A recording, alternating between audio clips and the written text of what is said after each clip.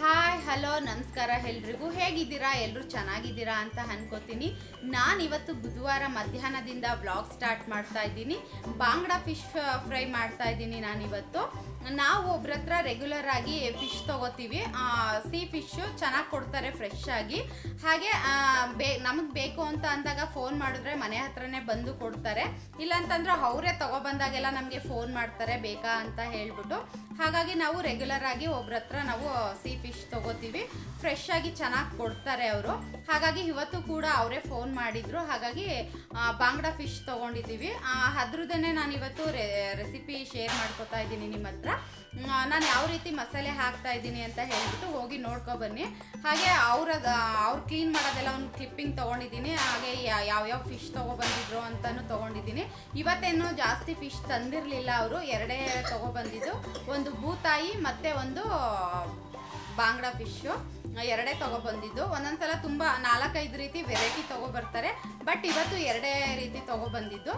ಹಾಗೆ ನೋಡ್ಕೊಬನ್ನಿ ನಾನು ಯಾವ ರೀತಿ ಮಸಾಲೆ ಹಚ್ಚಿದ್ದೀನಿ ಅಂತ ಹೇಳ್ಬಿಟ್ಟು. ಬಾಂಗ್ಡಾ ಸ್ವಲ್ಪ ದಪ್ಪ ಆಯ್ತು. ಮತ್ತೆ ಈ ಸಲ ಇಷ್ಟು ದಪ್ಪ ನಾನು ನೋಡೇ ಇರಲಿಲ್ಲ. ಅದಕ್ಕೆ ಹಂಗೆ ಮಾರ್ಕೆಟ್ಗೆ ಹೋಗಿ ತಂದಿರೋದು ಅದೆಲ್ಲ. ಅದ್ಯಾವ ಮೀನು ಕವರಲ್ಲಿರೋದು? ಸಣ್ಣ ಬಾಂಗ್ಡಾ. ಸಣ್ಣ ಬಾಂಗ್ಡಾ 1 kg ಬಾಂಗ್ಡಾ. 1 kg ಸಾಕು, ಮತ್ತೆ ಬೇಡ. 2 kg ದಪ್ಪ ಓಕೆ. ಯಾವುದು ಸಣ್ಣ? ಎಲ್ಲ ಒಂದೇ ಸೈಜು ಕಾಣ್ತಿರೋದು ಹಂಗೆ ನೋಡಿ, ಎಲ್ಲ ಒಂದೇ ಸೈಜು. ಏನು ಇವತ್ತು ಎರಡೇ ತಗೊಬಂದಿದ್ದೀರಾ? ವೆರೈಟಿ ತಗೊಬಂದಿಲ್ಲ? ಇವತ್ತು ವೆರೈಟಿ ಬಂದಿಲ್ಲ. ಹೌದಾ?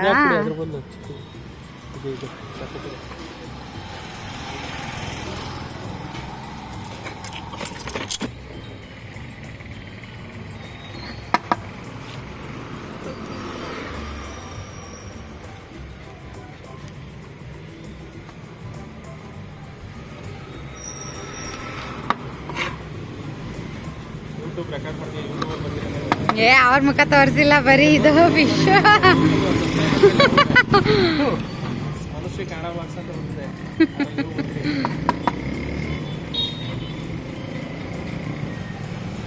ಫಿಶ್ ಕ್ಲೀನ್ ಮಾಡೋದು ತೋರಿಸ್ತಾ ಇರೋದು ಅಷ್ಟೇನೆ. ಮಾರದೇ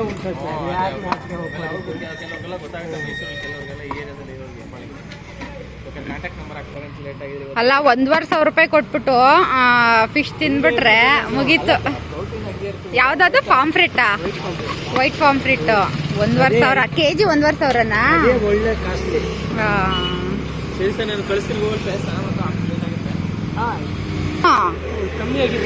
ಅಲ್ಲ, ಫಾರ್ಮ್ ಫ್ರಿಟ್ ಹೇಳಿದ್ರಲ್ಲ, ಅದು ಕಮ್ಮಿ ಆಗುತ್ತೆ ಇನ್ನು ಸ್ವಲ್ಪ ದಿನ. ಹೌದಾ?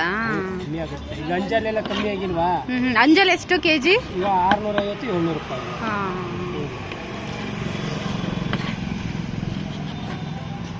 ಕಾಂಪ್ಲೇಟ್ ಕಪ್ಪದು ಕಮ್ಮಿ ಆಗಿರುತ್ತೆ. ಕಪ್ಪು 750 ರೂಪಾಯಿ, ಅದು 1000 ರೂಪಾಯಿ ಇತ್ತು.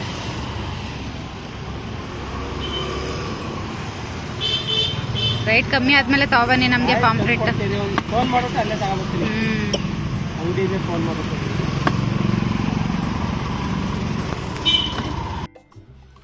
ನೋಡಿ, ಇಲ್ಲಿ ನಾನು 1 kg ಅಷ್ಟು ಬಾಂಗ್ಡಾ ಮೀನು ತಗೊಂಡಿದ್ದು. ಕಟ್ಸ್ ಅವ್ರು ಹಾಕಿರ್ಲಿಲ್ಲ, ನಾನೇ ಹಾಕೊಂಡಿದ್ದೀನಿ.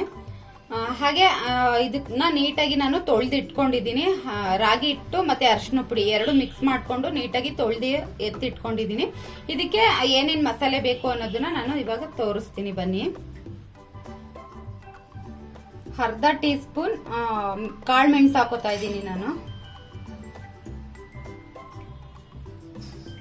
ಹಾಗೆ ಅರ್ಧ ಸ್ಪೂನ್ ಜೀರಿಗೆ,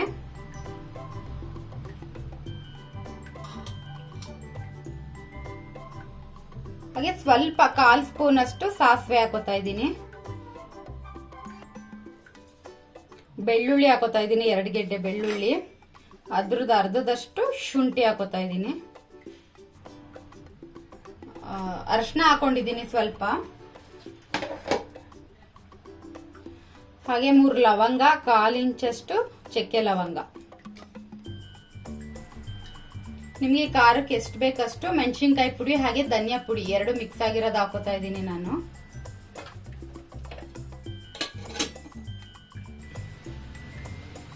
ಎರಡು ಹಸಿ ಮೆಣಸಿನ್ಕಾಯಿ ಹಾಕೋತಾ ಇದ್ದೀನಿ.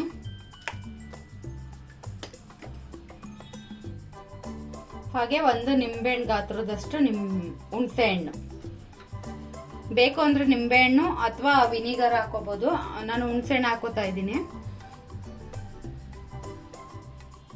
ಇವಾಗ ಇದಿಷ್ಟನ್ನ ರುಬ್ಕೊಂಡು ಬರ್ತೀನಿ ನಾನು. ನೋಡಿ ಪೇಸ್ಟ್ ಮಾಡ್ಕೊಂಡು ಬಂದಿದ್ದೀನಿ ಇವಾಗ ರುಬ್ಕೊಂಡು. ಇದಕ್ಕೆ ರುಚಿಗೆ ತಕ್ಕಷ್ಟು ಉಪ್ಪು ಹಾಕೋತಾ ಇದ್ದೀನಿ.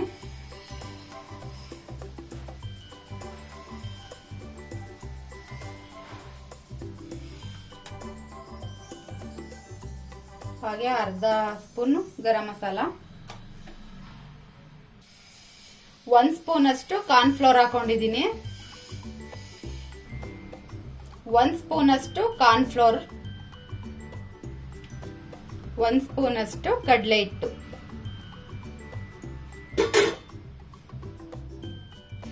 ಇವಾಗ ಇದಿಷ್ಟನ್ನು ಕಲಿಸ್ಕೊತೀನಿ.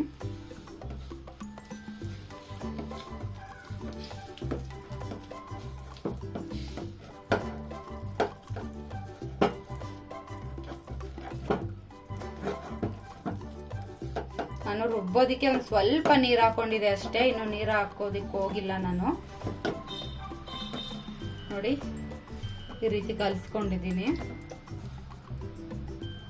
ಇವಾಗ ಒಂದೊಂದೇ ಫಿಶ್ ತೆಗೆದು ಹಚ್ಕೋತೀನಿ.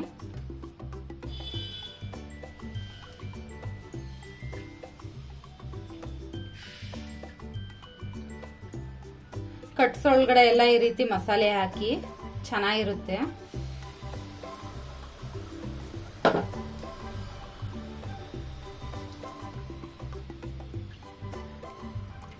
ಹಾಗೆ ನಿಮಗೆ ಟೈಮ್ ಇದ್ರೆ ಸ್ವಲ್ಪ ಜಾಸ್ತಿನೇ ನೆನೆಸಿ ಫ್ರಿಜ್ ಅಲ್ಲಿ ಎತ್ತಿಟ್ಬಿಡಿ. ಯಾಕಂತಂದ್ರೆ ಟೇಸ್ಟ್ ತುಂಬಾ ಚೆನ್ನಾಗಿ ಬರುತ್ತೆ. ನಾವು ಎಷ್ಟು ನೆನೆಸ್ತೀವಿ ಮಸಾಲೆ ಜೊತೆಗೆ ಫಿಶ್ನ ಅಷ್ಟು ಕೂಡ ಟೇಸ್ಟ್ ಚೆನ್ನಾಗಿ ಬರುತ್ತೆ.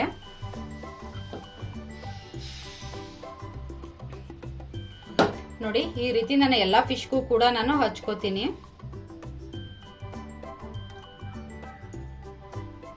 ನೋಡಿ ಇವಾಗ ಎಲ್ಲ ಫಿಶ್ಗೂ ಈ ರೀತಿ ಮಸಾಲೆ ಹಚ್ಚಿಟ್ಟಿದ್ದೀನಿ. ಇವಾಗ ಫ್ರಿಜ್ ಅಲ್ಲಿ ಇಟ್ಬಿಡ್ತೀನಿ ನಾನು ಮಧ್ಯಾಹ್ನದವರೆಗೂ. ನೀಟಾಗಿ ಮ್ಯಾರಿನೇಟ್ ಆಗಿರುತ್ತೆ. ನಾವು ಎಷ್ಟೊತ್ತು ನೆನೆಸಿಟ್ಟಿರ್ತೀವಿ ಮಸಾಲೆ ಜೊತೆಗೆ ಫಿಶ್ನ ಅಷ್ಟು ತುಂಬಾ ಟೇಸ್ಟಿಯಾಗಿರುತ್ತೆ, ಚೆನ್ನಾಗಿರುತ್ತೆ ಅಂತಾನೆ ಹೇಳ್ಬೋದು. ಹಾಗೆ ಮೇಲ್ಗಡೆ ಸ್ವಲ್ಪ ಆಯಿಲ್ ಹಾಕೋತೀನಿ ನಾನು.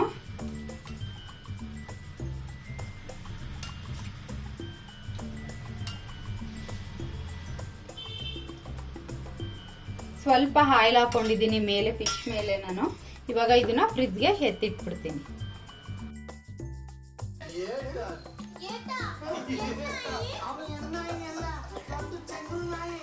ನೋಡಿ ನನ್ನ ಮಗಳಿಗೆ ಹುಷಾರಿಲ್ಲ, ಮೊನ್ನೆಯಿಂದ ಲೈಟಾಗಿ ಕೆಮ್ಮಿತ್ತು.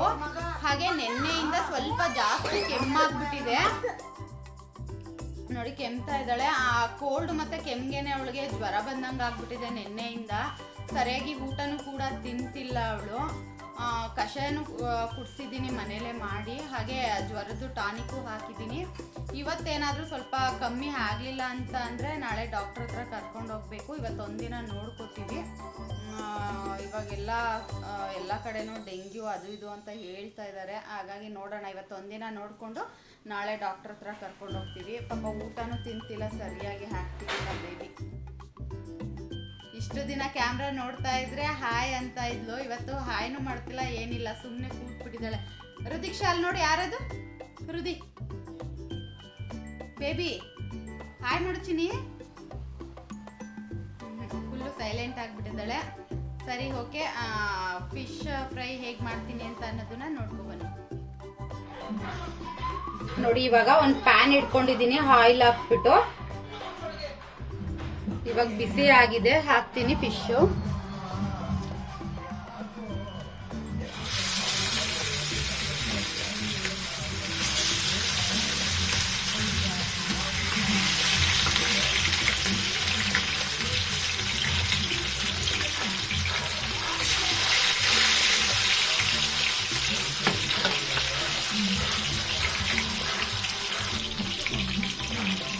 ಅವರ್ ನೆನೆಸಿದ್ದೀನಿ ನಾನು. ಇವಾಗ 4ಕ್ಕೆ ಹಾಕೋತಾ ಇರೋದು ಊಟಕ್ಕೆ. ಇನ್ನು ಮಿಕ್ಕಿದ್ದು ಸಂಜೆಗೆ ಹಾಕೋತೀನಿ.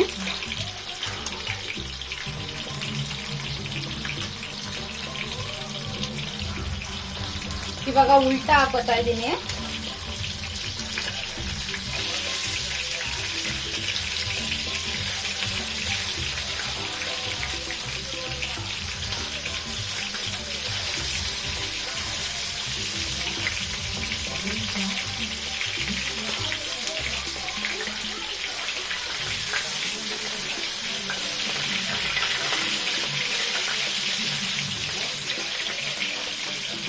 ಎರಡು ಕಡೆನೂ ಚೆನ್ನಾಗಿ ಬೇಯಿಸ್ಕೋಬೇಕು, ಹಾಗಾಗಿ ಎರಡು ಕಡೆನೂ ಚೆನ್ನಾಗಿ ಬೇಯಿಸ್ಕೊತಾ ಇದ್ದೀನಿ.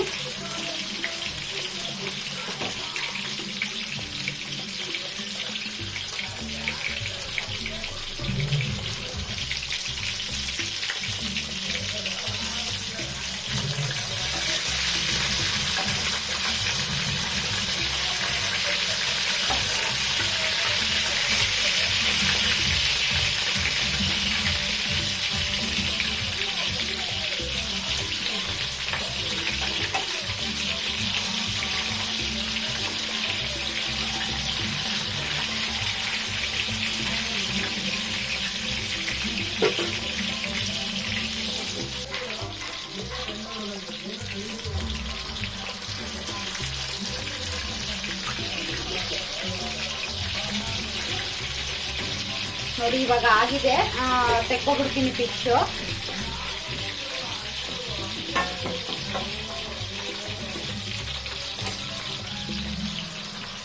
ಜಾಸ್ತಿ ಏನು ಬೇಯಿಸೋ ಅವಶ್ಯಕತೆ ಇಲ್ಲ ಫಿಶು, ಯಾಕಂತಂದ್ರೆ ಬೇಗ ಬೇಯ್ಕೊಬಿಡುತ್ತಲ್ವ. ಹಾಗಾಗಿ ಎರಡು ಕಡೆ ಸ್ವಲ್ಪ ಚೆನ್ನಾಗಿ ಫ್ರೈ ಮಾಡಿಕೊಂಡ್ರೆ ಸಾಕಾಗುತ್ತೆ.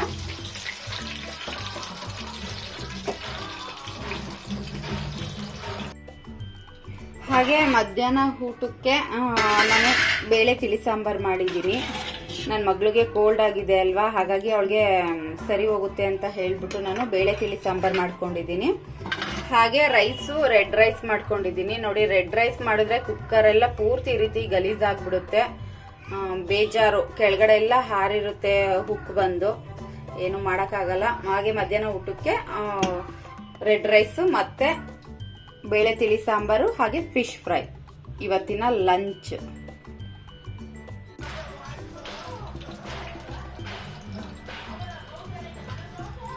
ನೋಡಿ, ಫಿಶ್ ರೆಡಿ ಆಯಿತು.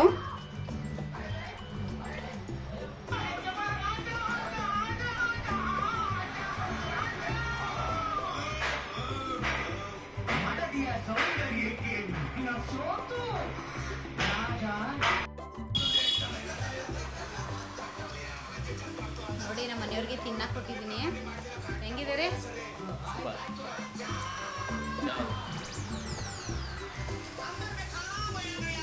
ಮಗಳು, ನೀನ್ ತಿಂತ್ಯಾ ಫಿಶು? ರುದೀಕ್ಷಾ ಪಾಪ ಅವಳು ಊಟ ಒಂದು ತಿಂದ್ಬಿಟ್ರೆ ಸಾಕು, ಫಿಶ್ ತಿನ್ನೋದು ಬೇಡ ಅಲ್ಲ ಮಗಳು? ಅಲ್ವಾ ತಿಳಿ ಸಾಂಬಾರು, ಹಾಗಾಗಿ ಬೇಳೆ ತಿಳಿ ಸಾಂಬಾರು ಮಾಡಿದ್ದೀನಿ. ಇವಾಗ ತಿನ್ನಿಸ್ಬೇಕು ಅವಳಿಗೆ, ಆಟ ಆಡಿಸ್ಕೊಂಡು ಸ್ವಲ್ಪ ತಿನ್ನಿಸ್ತೀನಿ. ಸ್ವಲ್ಪ ತಿನ್ಬಿಟ್ರೆ ಸ್ವಲ್ಪ ಸುಸ್ತು ಕಮ್ಮಿ ಆಗುತ್ತೆ ಅವಳಿಗೆ.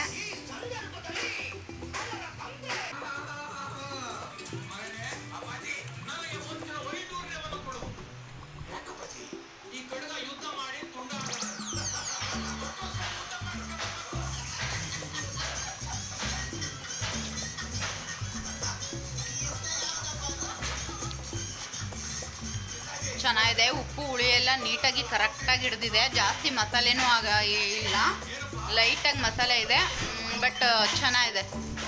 ಅಂದರೆ ಫಿಶ್ಗೆ ಸ್ವಲ್ಪ ಹುಳಿ ಜಾಸ್ತಿ ಇದ್ದರೆ ಚೆನ್ನಾಗಿರುತ್ತೆ ತಿನ್ನೋದಕ್ಕೆ. ಹಾಗಾಗಿ ಹುಳಿ, ಉಪ್ಪು, ಮಸಾಲೆ ಎಲ್ಲ ಕರೆಕ್ಟಾಗಿ ಪರ್ಫೆಕ್ಟಾಗಿದೆ ನೋಡಿ ಅಲ್ವಾ ರೀ? ಚೆನ್ನಾಗಿದೆ.